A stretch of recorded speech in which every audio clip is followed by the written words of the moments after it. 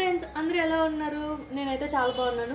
ఈ రోజు మీ ముందుకి పికిల్ తోటి వచ్చేసాను. ఈ రోజు అయితే మాకు చాలా స్పైసీగా పికిల్ చేసుకొని తినాలనిపిస్తుంది.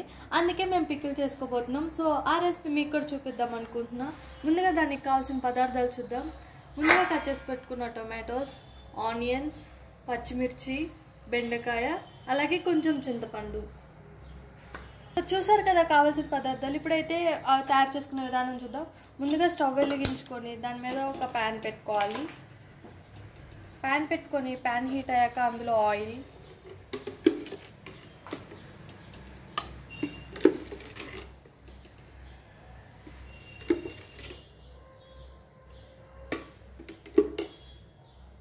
చూసారు కదా ఆయిల్ వేసుకున్నారు. ఆయిల్ హీట్ అయినాక ముందుగా కట్ చేసి పెట్టుకున్న టొమాటోస్, ఆనియన్స్, పచ్చిమిర్చి, బెండకాయ అన్నీ ఒకేసారి వేసుకొని వేయించుకోవాలన్నమాట. సో చూసారు కదా ఈ విధంగా అయితే అన్నీ ఒకేసారి వేసేసుకొని వాటిని ఒకసారి బాగా కలుపుకోండి.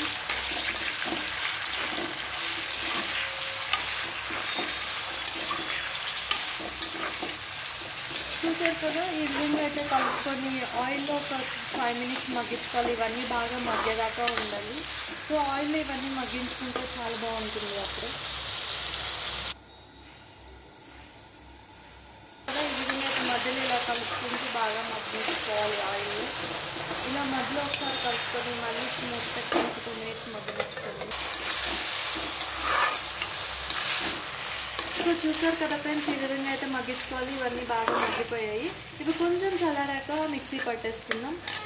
చూసారు కదా ఇవైతే చల్లారిపోయినాయి. నేనైతే మిక్సీలో వేసుకుంటున్నాను. సో ఇలా అన్నీ మిక్సీలో వేసేసుకున్నాక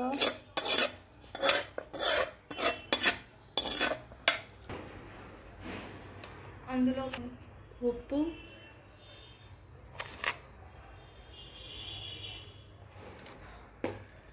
వేసుకో.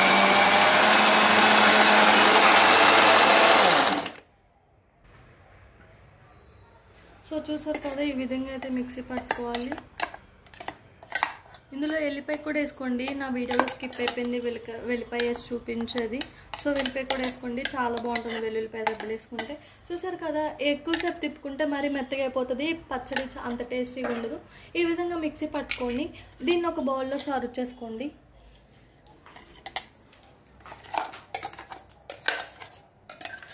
ఈ విధంగా వేసేసుకోండి, చాలా బాగుంటుంది. చూసారు కదా పికిల్ అయితే చాలా బాగా రెడీ అయిపోయింది.